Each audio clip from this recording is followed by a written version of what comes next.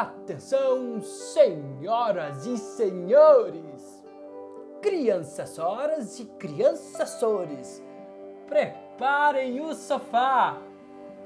Ué, preparar o sofá, chulé? Não tô entendendo.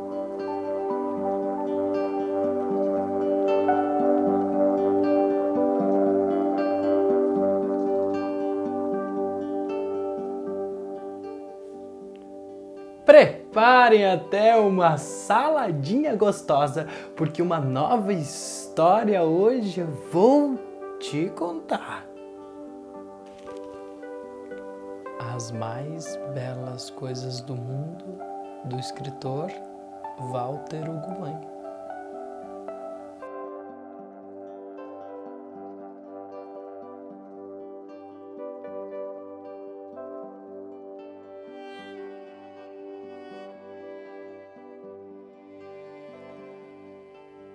O meu avô sempre dizia que a vida haveria de ser um mistério e que o importante era seguir procurando. Estar vivo é procurar, explicava. Quase usava lupas e binóculos, mapas e ferramentas de escavação, igual a um detetive cheio de trabalhos e talentos.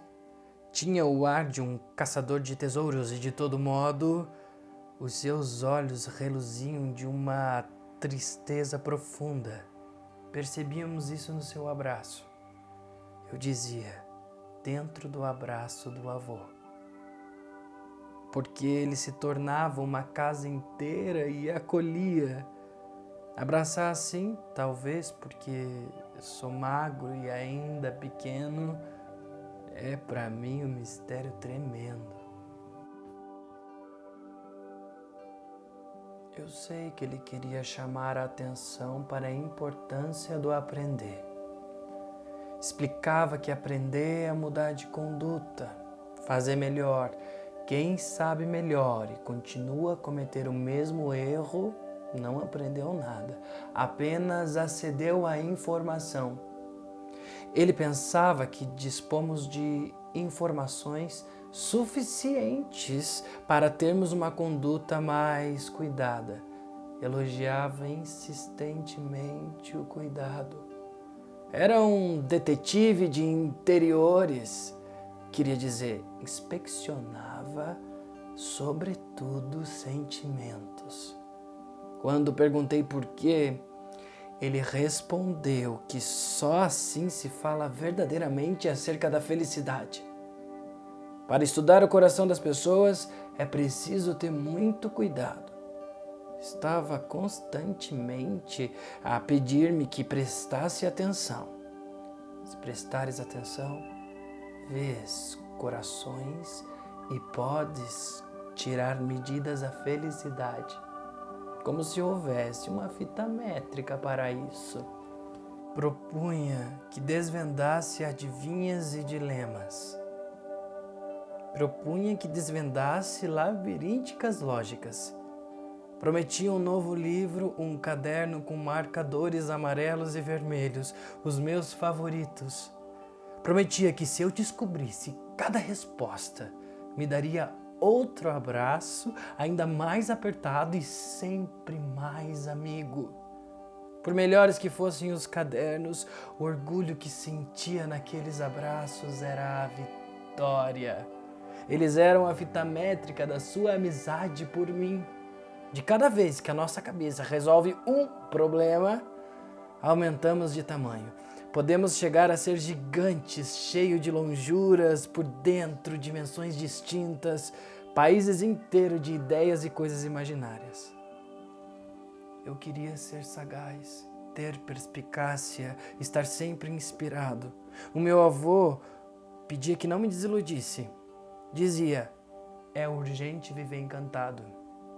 O encanto é a única cura possível para a inevitável tristeza. Havia, às vezes, um momento em que discutíamos a tristeza. Era fundamental sabermos que aconteceria e implicaria uma força maior.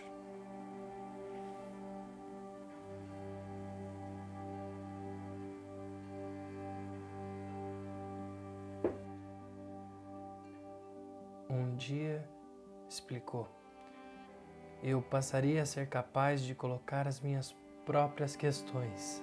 Ofício mais difícil ainda do que procurar respostas. Sozinho, saberia inventar um mistério até para mim mesmo. Como se eu fosse o lado de cá e o lado de lá das coisas. O lado de cá e o lado de lá do mundo.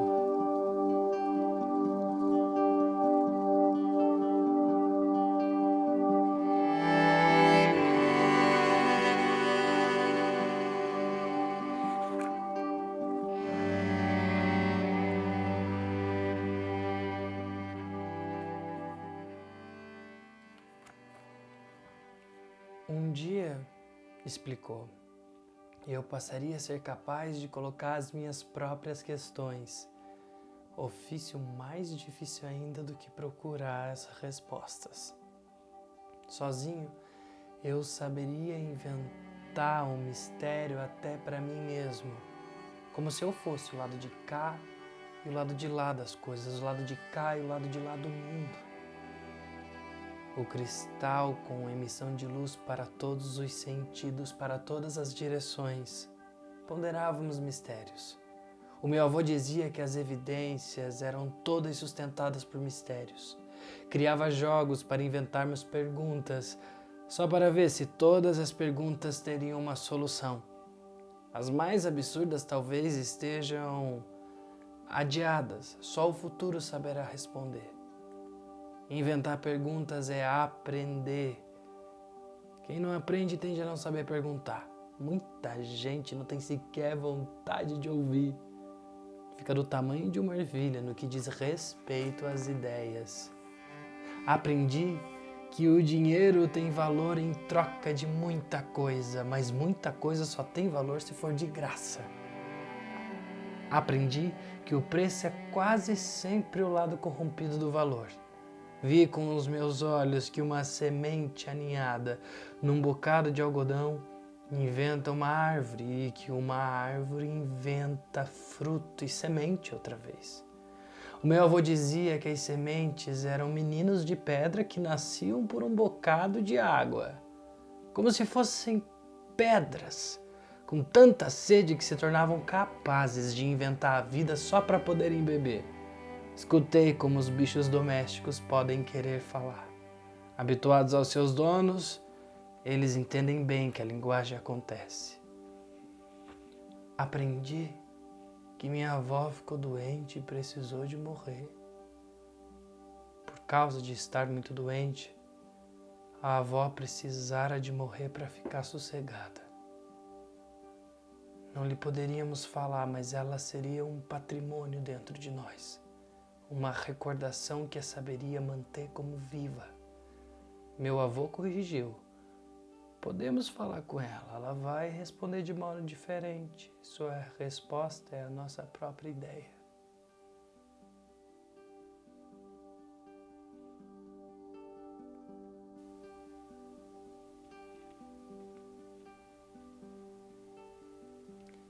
Perguntei se o avô não iria entristecer demasiado. A minha mãe respondeu que sim. Todos sentiríamos uma profunda tristeza. Ele decidiu que teríamos de procurar a felicidade daqueles tempos mais difíceis. Se esperarmos, um dia a tristeza dá lugar à celebração. Íamos aprender a celebrar a avó, mas nunca esperaríamos quietos. A quietude é uma cerimônia do pensamento, mas logo é fundamental bulir, fazer qualquer coisa.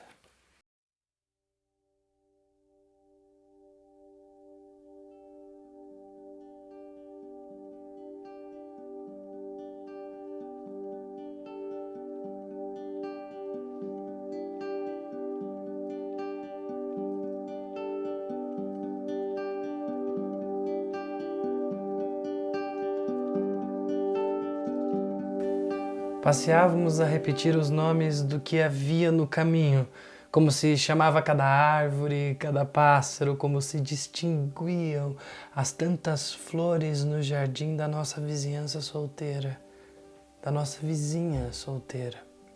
A vizinha cuidava das flores à espera que o bom perfume lhe trouxesse o amor. Gostávamos muito dela. O meu avô reparava em como ela escolhia sempre pelo coração. Tinha uma inteligência apenas amorosa. Podia dar muito erro para a ciência, mas haveria de garantir-lhe a felicidade quando um rapaz casador a descobrisse. Não era importante que casasse, era importante que não estivesse só. Nesse tempo, meu avô perguntou quais seriam as coisas mais belas do mundo.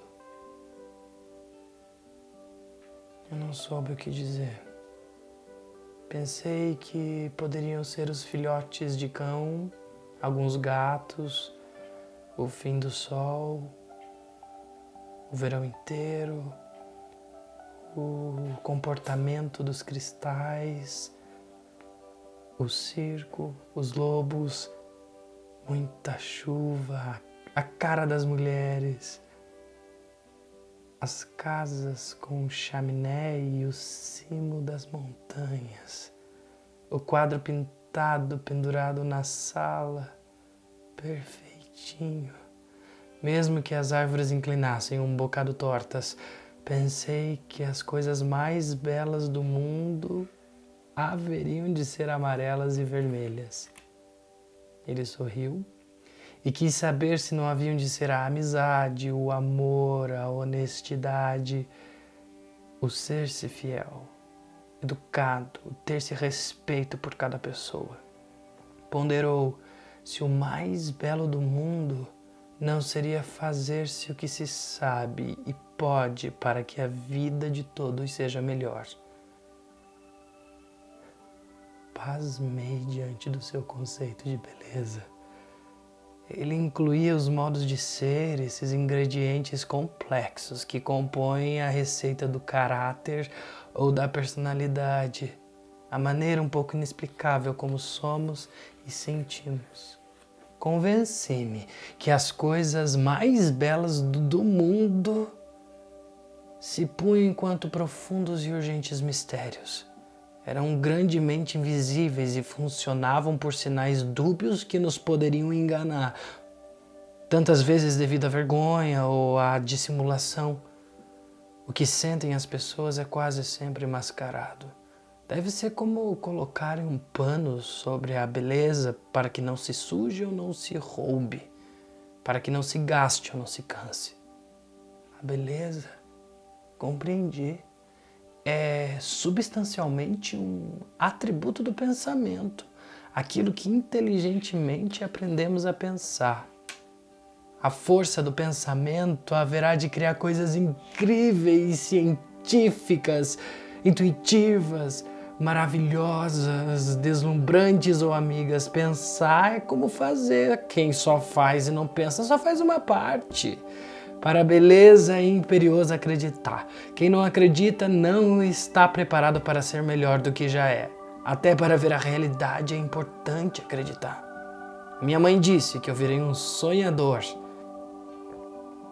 Para mudar o mundo, sei bem, é preciso sonhar acordado. Apenas os que desistem guardam o sonho para o tempo de dormir.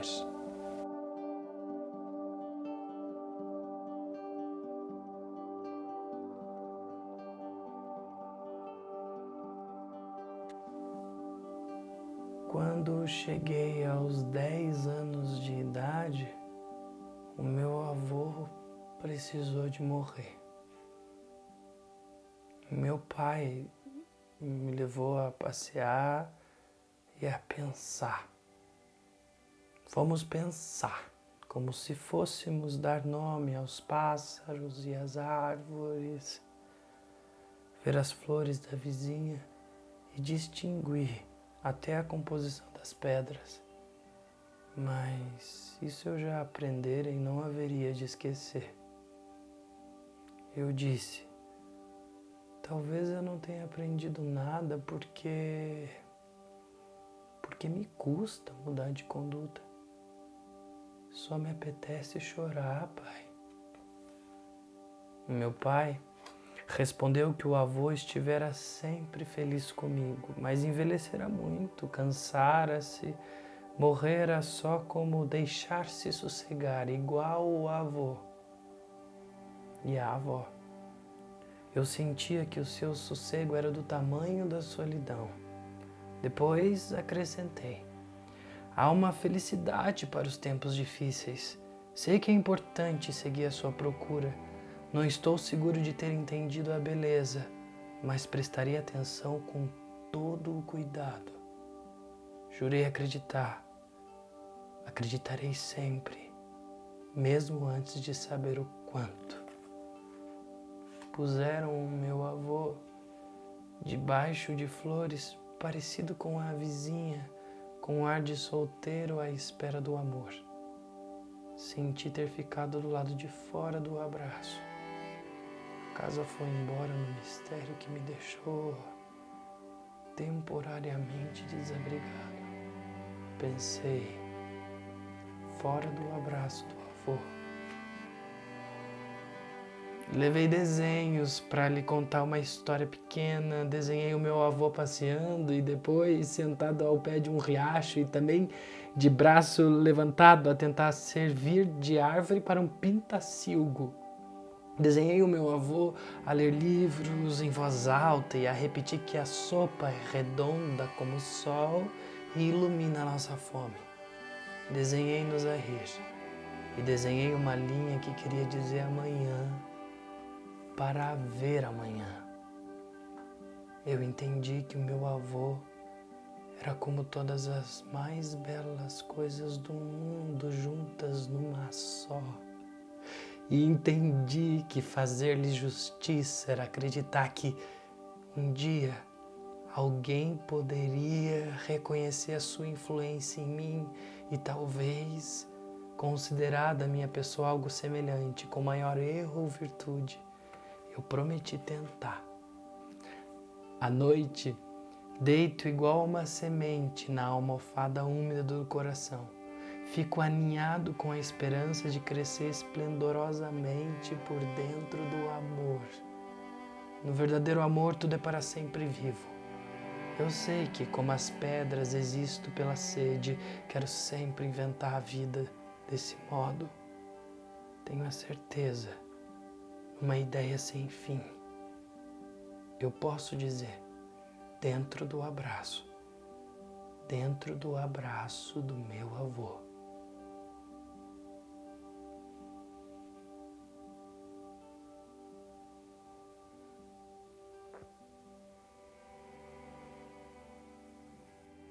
Nossa, Chulé, eu acho que eu vou ligar pra minha avó.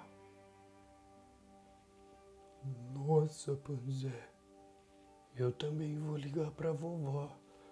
Tchau, pessoal.